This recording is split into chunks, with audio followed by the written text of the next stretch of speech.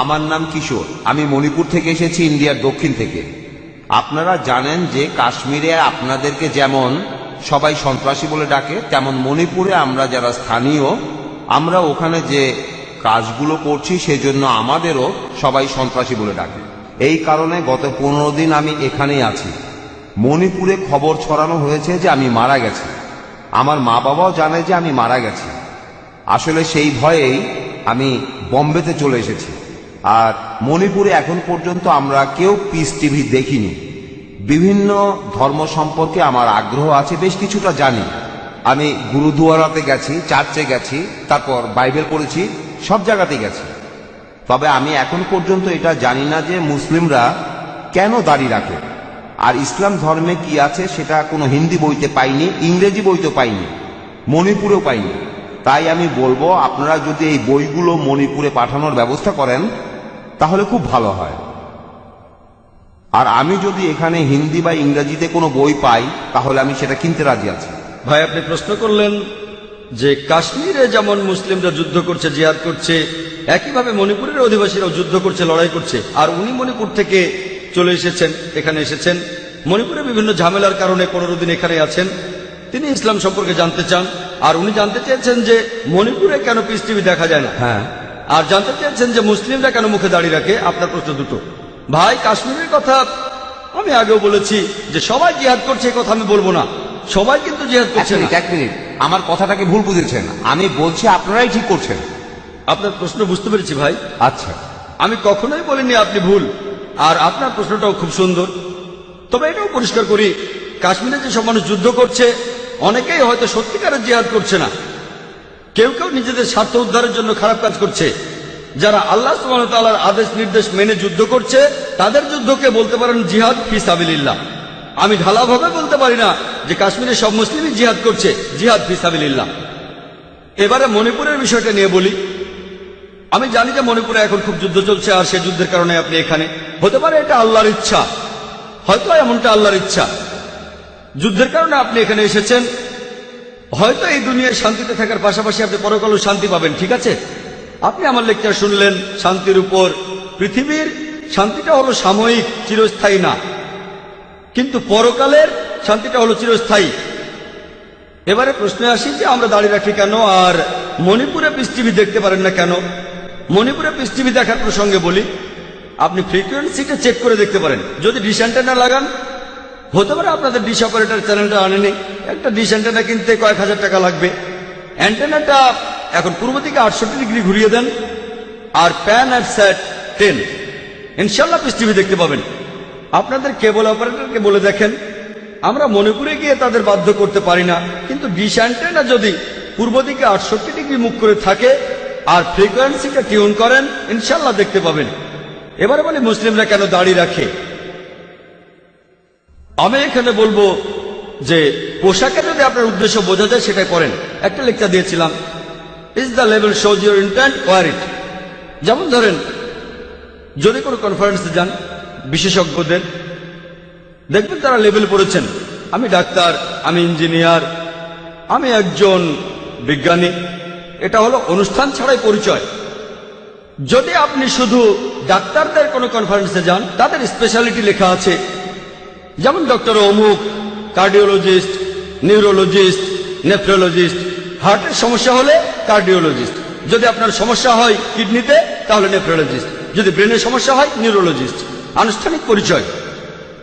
পবিত্র কোরআনে সূরা আনামের 54 নম্বর আয়াতে উল্লেখ করা হয়েছে, কোরআন বলছে, ওয়া ইজা জাআকাল্লাযিনা ইউমিনুনা বিআয়াতিনা ফাকুলু সালামুন আলাইকুম। যদি তাদের কাছে আসো যারা আমার আয়াতে ঈমান আনে, তাদের বলো সালাম আলাইকুম, তাদের বলো শান্তি বর্ষিত হোক। ইসলাম আমাদের বলে তোমরা বলো আসসালামু আলাইকুম, এটা শান্তির ধর্ম। কমপক্ষে প্রতিদিন প্রত্যেক মুসলিম অন্তত পক্ষে 5 বার সালাত আদায় করে। যখন সে দৈনিক 5 বার নামাজ পড়ে, যদি সে শুধুমাত্র ফরজ নামাজগুলো আদায় করে, যেটা আবশ্যকীয়, 5 বার গুণ 2, নামাজ আদায় শেষ হলে বলি আসসালামু আলাইকুম ওয়া রাহমাতুল্লাহ, আসসালামু আলাইকুম ওয়া রাহমাতুল্লাহ। আমার ডান দিকে যত লোক আছে তাদের সবার উপর আল্লাহর শান্তি বর্ষিত হোক, আমার বাম দিকে যত লোক আছে তাদের সবার উপর আল্লাহর শান্তি বর্ষিত হোক। প্রত্যেক নামাজে 2 বার বলি, কমপক্ষে 5 বার নামাজ পড়ি, কমপক্ষে 10 বার সালাম জানাচ্ছি ডান দিকের সব মানুষদের, এর পাশাপাশি বাম দিকের সব মানুষদের। যদি সুন্নতে মুআক্কাদাও পড়ি তাহলে আরো 10 বার। এভাবে অন্তত পক্ষে 20 বার আমি সালাম জানাচ্ছি আমার ডান দিকের মানুষদের আর বাম দিকের মানুষদের। যদি সাধারণ সুন্নত পড়ি তাহলে আরো বেশি হবে। যখনই আমি কোনো মুসলিমকে দেখি তাকে বলি আসসালামু আলাইকুম, আপনার উপর শান্তি বর্ষিত হোক। পবিত্র কোরআনে ওই কথা আছে, সূরা নিসার 86 নম্বর আয়াতে উল্লেখ করা হয়েছে, বলা হয়েছে যদি কেউ তোমাকে অভিবাদন করে, উত্তম অভিবাদন করে, তুমি আরো ভালোভাবে অভিবাদন করো অথবা তার সমান। কেউ যদি আমাকে বলে আসসালামু আলাইকুম, আমি তখন বলবো ওয়ালাইকুম আসসালাম ওয়া রাহমাতুল্লাহ। কেউ আমাকে বললো শান্তি বর্ষিত হোক, আমি তখন বলবো শান্তি ও রহমত বর্ষিত হোক। কেউ যদি বলে আসসালামু আলাইকুম ওয়া রাহমাতুল্লাহ, আমি তখন বলবো ওয়ালাইকুম আসসালাম ওয়া রাহমাতুল্লাহি ওয়া বারাকাতুহু, আরো ভালোভাবে দেব। যদি কেউ বলে আসসালামু আলাইকুম ওয়া রাহমাতুল্লাহি ওয়া বারাকাতুহু, আমি অন্তত পক্ষে একইভাবে বলবো ওয়ালাইকুম আসসালাম ওয়া রাহমাতুল্লাহি ওয়া বারাকাতুহু। কেউ আমাকে বললো আসসালামু আলাইকুম, আমি বললাম ওয়ালাইকুম আসসালাম। কথাগুলো একই, কিন্তু বললাম হৃদয়ের গভীর থেকে, এমনটা হলো ভালো। তাহলে আল্লাহ কোরআনে বলেছেন আরো ভালোভাবে অভিবাদন করো। এখন ধরুন ভ্রমণ করছি, মুসলিমদের সাথে দেখা হবে, এটা কিভাবে বুঝবো যে কোন লোকটা মুসলিম? এজন্য আমাদের লেভেল আছে, দাড়ি। কিন্তু এখন মিডিয়াতে দেখবেন মুখে দাড়ি থাকলে আপনি সন্ত্রাসী। আচ্ছা না, কিন্তু ভাই আগে উত্তরটা শেষ করতে দেন, আমাকে উত্তরটা শেষ করতে দেন। যদি শিখরা দাড়ি রাখে আর পাগড়ি পরে তাহলে বলা হয় ঐতিহ্য মানছে, আর মুসলিমরা দাড়ি রাখলে বলা হয় সন্ত্রাসী। খ্রিস্টানদের দেখবেন তারা মাথা ঢেকে রাখে, তাদের বলা হয় ধার্মিক, আর মুসলিমরা মাথা ঢাকলে তাদের বলা হয় নিপীড়িত। মিডিয়া মিডিয়া মিডিয়া এই দাড়ি একটা মাছিরও ক্ষতি করতে পারবে না। আমার মাথার এই টুপি একটা মাছিরও ক্ষতি করতে পারবে না।